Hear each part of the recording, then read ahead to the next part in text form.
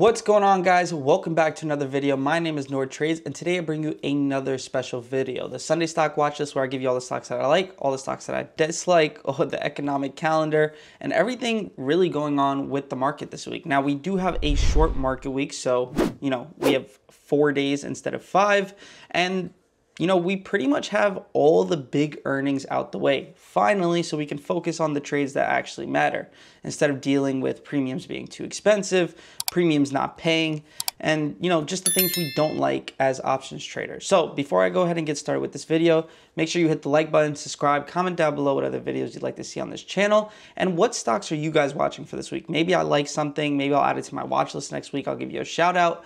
And also, if you didn't, go watch my main video for the boot camp yesterday. A lot of people don't know what goes on in the in-person boot camps, but that was really sick. And yeah, let's go right ahead into the video. So here's the economic calendar. There's nothing much going on Tuesday. The only reason I even know what Asana is because I've used it before for my business. Wednesday, you have Dix, which isn't important. Yeah, there's nothing there. Thursday, obviously we know NEO. Is that important to the market, even though it's a pretty decent company? No. Broadcom, important. DocuSign, I've seen that move pretty big. And then other than that, don't see anything there. Friday, there's not one stock there that we should even say the name of. All right, let's go ahead and get started with the video here. So first stock that we're looking at for this week is Tesla. If you guys didn't know, that was SMCI actually on that chart right there. Look how bad it did after earnings here. You guys can see. It's just rough. Ever since earnings, this has been a rough one. This was earnings on, what, August 6th? It's now September 2nd, and we've only made newer lows there. It tried to retrace, and it's been a rough one. So, all right, first one, I'm not even looking at SMCI this week. Yes, if it comes down, just pay attention to my Instagram or pay attention to the Discord. Maybe I'll talk about it, but for right now, it's just a new low that we'd be looking at. So Tesla, what am I looking at here? Nothing actually crazy. The only thing with this is I like how much we've retested this, and every time we've tested it on the downside, we've also bounced off of. So as you can take here, consolidated, then broke out, treated it like support, and as you can see, it's respected a few times, and now we're respecting it here.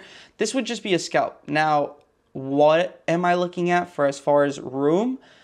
I would be looking at 217.50, then 220. Now, it's really going to be based on divergence, how much strength, how much volume, what is doing against the market. So all those things come into play. Now, is this something where I'm going to leave a lot of room for it to not, continue and break? No, this is going to be, all right, if this breaks and we pull back to like 214, I mean, depending on how we get this play, my stop loss would be $1 versus like a $3 push from there, or $2.50. So it's a 2.5 to 1 RR there, at least, right? Depending on divergence, volume, and strength, we'll go from there.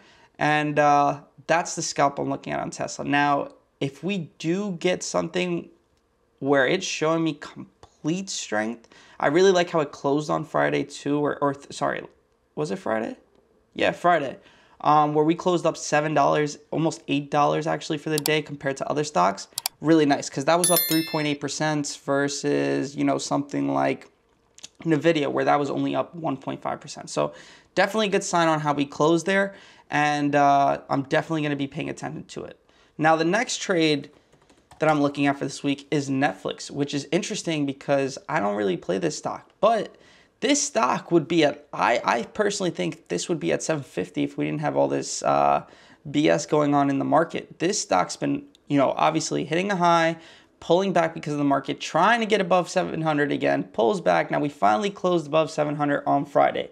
I believe even the day we hit that 711, we did not close above 700 yet. We closed right below 700. So that will be interesting to pay attention to. I will be looking at 710 to the upside, possibly before that. We'll see, depending on where I like it. Maybe 708 if we get the right strength. But there is one problem, this 1 hour trend. There's only 2 touches or 2 tests here. So it's not too important, especially with Netflix, because this can break out. But I'll be paying attention closely to this trend. So just keep in mind we might have a trend at 715 We'll see how it is throughout the week. I'm sure we probably, won't get it tomorrow. And if we do, then it is a different type of play. I'd rather this close at 705 and then I can play the upside. I don't want this to push up $10 to my level and then I play it from there. We're already up $10, So I'd rather this not happen tomorrow on Tuesday and then we happen on Wednesday, because it'll just be a better setup where we can close around the 705. Let's meet in the middle, and then I can play 708 possibly, or just wait for my 710 break into that 715. And then the last thing, we're keeping it very short and simple. This week. It is a short week, and as things develop, I'll just continue to update you guys. Make sure you follow my Instagram. I only have 3 real Instagram accounts: Nord Trades, Trade Like Nord, and Stock Hours. If it's not one of those, if Nord Trades doesn't follow it, it's not a real account. Please don't get scammed. And then SPY here, as you guys can see, we might squeeze. Now, you could have thought we would have squeezed here. You could have thought we would have squeezed here. You could have thought we would have squeezed here. Now we're here at the same level. Is it going to squeeze?